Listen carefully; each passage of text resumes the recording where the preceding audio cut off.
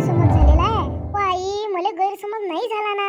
मी खुद म्हटलं तिले डोळ्यानं पाहिलं फोनवर बोलताना आणि थोडी पण हॉबीसोबत बोलती थे. मला नावासहित माहीत आहे म्हटलं.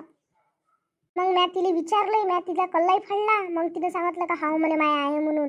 आणि मग मी तिला एकदा दाबली आई. मी तुम्हाला डायरेक्ट सांगितलं नसतं पण तरी नाही ऐकली म्हटलं. ते तिने दुसऱ्यांना माय लपून काम केलं म्हटलं.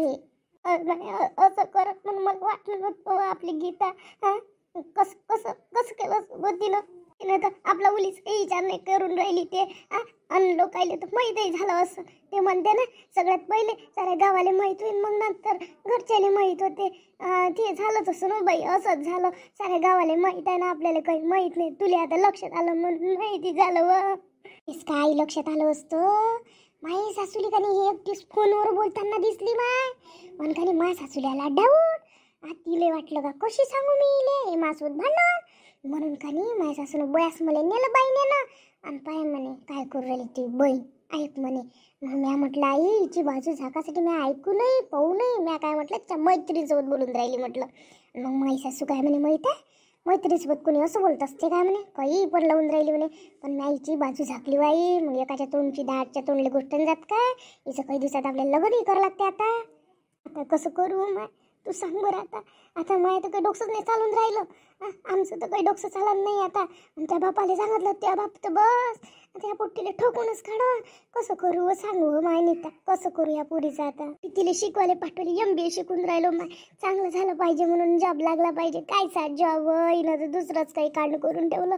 कसं करू सांग ना नीता. आता याच्यावर एकच उपाय राहिला म्हटलं. तुले बाबाला सांगा लागल आणि हिला लग्नाला काढून घे ना. आणि आता लवकरीचं लग्न आपल्याला उरकावं लागते काय करून. हे काही आता दबत नाही हो माय. आता एवढं सांगितल्यावर मला लक्षात आलं का ते हातात दबणार नाही म्हणून. आता कायच करू मला काही समजून नाही राहिलं. त्या बापाला कोणत्या तोंडानं सांगू व त्या बापा हेड दे माग व सांगतो बाबाला समजून. तू तर काही टेन्शन घेऊ नको आणि काही तिला काही तुम्ही बोलू नका. आणि आता डायरेक्ट तिला आपण लग्नाला काढू असं बाबाला सांगतो मी. आणि बाबा मामाताना ऐकते मला माहीत आहे. आता इले काय नाही आपण काय करू हिच्यासाठी चांगले स्थळ पाहायला सुरू करून देऊ. मी माझ्या नात्यातल्या इले सांगतो. माझी सासू तर बात शोधते व तिला सांगितलं तर. तू म्हटलं त्या बहिण्या गिण्याला सांगून दे पोरं पाहाले आणि मामालाही पाळला. भरकणीचं लग्न जोडून दे मोकळी होऊन जाऊ. काही पडलं नाही आता. हो ते इले तर पाहाले लावूच आपण. पण तुला सांगतो त्या बापालेच कसं समजून सांगा मला हेच नाही समजत. पहिलेच तर माणसात दिमाग लागत नाही. आपण असं करू बाबाला की आता डायरेक्ट सांगू नये. आपण म्हणू का लग्नाला काढून टाका बा असं सांगून देऊ. सांगू तर खरी त्या बाबाले. पण ते बाबा कुठं लावून ना आपली शिक्षणाचं तर व्हायचं आहे पोरीचं. आतापासून लग्नाला काढतं काय असं तसं म्हणून ते बाबा मस्त वर्ष राहिलं होऊ दे ना आपल्या पोरीचं शिक्षण. जरासं जप्प करू दे असे लावते म्हटलं ते बाबा. त्या बाबाला पोरीवर विश्वास नाही काय. मी म्हणू कामागिमासाठी त्या बाप तर उल्लीसा म्हटलं हुई नाही की म्हटलं तिले मी काम कर म्हटलं का मावरच बसके आणि काही अशी राहतं अशी करतं. मी असं म्हटलं का ते बाबा काही ऐकूनच घेत नाही हो बाई. आणि आताच काय ऐकून घेईन काय. अधिक लावून शिक्षण व्हायचं आहे शेवटी सांगाच लागते. ते आपल्याला सांगाच लागणार आहे. बाबाचा किती विश्वास आहे पण तिच्यावर आई. बाबाच्या तर पायाखालची जमीनच हालून जाईल असं जर सांगितलं तर. आणि बाबाला तसंच तर टेन्शनला येते. आणि अशी जर गोष्ट तिच्याविषयी सांगितली तर बस बाबाला माहीत झालं तर किती बाबाच्या विश्वासाले बाई तळा जाईन व आई. मला सांगाव कसं याचंही मला पेचच पडला. म्हटलं मी आली तेव्हापासून तुलेच तर सांगितलं नाही तर बाबापर्यंत कसं सांगू. मलाही लय मोठं आता एक संकटच आहे. बापानं म्हटलं शिक्षणासाठी तिच्या म्हटलं किती मोठं लोन उचललं आहे. इले काही वाटलं करताना प्रेम घेईन जराशी बाबाची उलीशी तिला आठवण आली ना. पैसे नव्हते तर म्हटलं किती मोठं लोन उचललं आहे म्हटलं ते फेटाचंच आहे. असं वाटलं त्या इले का आपली पोरगी काही दिवसानं जॉब करून फिटून टाकू बा. पण हिनं तर दुसराच जॉब लावला. किती रुपयाचं लोन काढलं बाबानं मला तर काही सांगितलंही नाही. ह्या पोट्टीसाठी एवढं लोन काढलं का. आता मला चांगलं तिला झपास लागल कसं असते तर तिचं सांगन बाई. तुले थोड्याशा गोष्टी सांगून काय तू जवायच्या घरी राहायचं कसं सांगन. तुला टेन्शन येते म्हणून नाही सांगितलं त्याईनं. आणि परस्पर लोन काढून घेतलं त्याईनं ह्या पोट्टीसाठी. पण ह्या पोट्टीनं उलीचा विचार केला का त्या बापाचा सांग बरं तू. मला तर असा पस्ताव येऊन राहिलं इले शिकायलाच काय टाकलं मला असं वाटून राहिलं कधी कधी तर. 8 दिवसाच्या प्रेमासाठी हे पोरके म्हटलं आयुष्यभर आपल्या मायबापाचं मन दुखून राहिली पायभर. आणि कधी कधी म्हटलं हिनं जर असं जास्तच केलं तर कोणाला देऊन द्यायला गं. किती मन आमचं दुःख. एवढी शिकवलं पोरीले असंच कर शेठसाठी शिकवलं का होईल सांग बरं. आता तुझ्या घरी सगळं चांगलं आहे, तू शिकली होती, तुला आम्ही चांगलं दिलं आणि हिला जर आमचं इकडून असं दिलं तर किती आमच्या मनाला बेकार वाटून सांग बरं गीता. समजून हे आता समजवण्याच्या बाहेर झाले म्हटलं ही गोष्ट. तू आता काही टेन्शन घेऊ नको. आता मी समजू शकत नाही तिले आणि समजवलं तर ते काही ऐकत नाही आई. तू तो प्रयत्न नको करू. किती दिसून राहिली सांगितलं तर नाही ताईनं.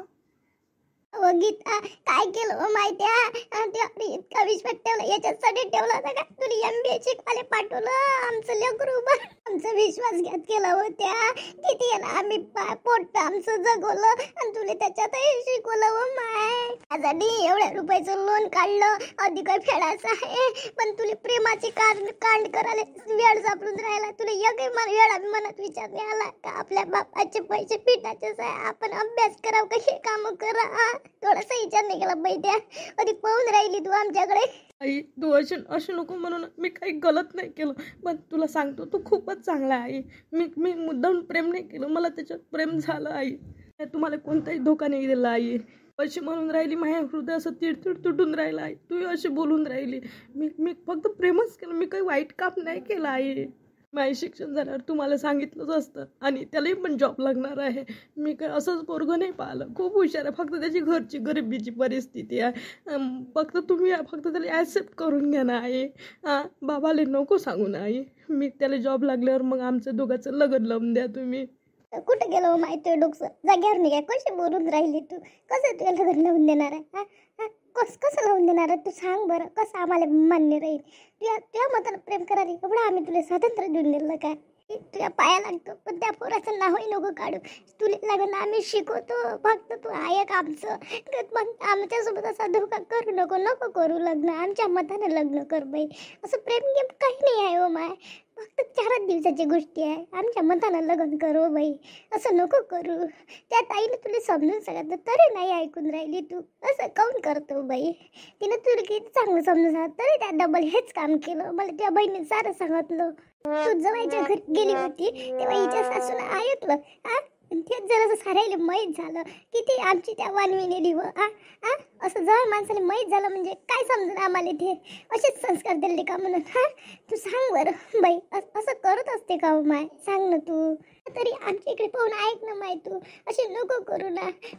नाही तर बिनपाल लवकर लग्न करून टाकून तू ऐक ना. आतापर्यंत नाही ऐकली का हो मी तुमच्या मतानं. सांग ना. मी नाही राहू शकत ना त्याच्याशिवाय. बाई तुला आता तो मायबापापेक्षाही महत्वाचा झाला का हो बाई.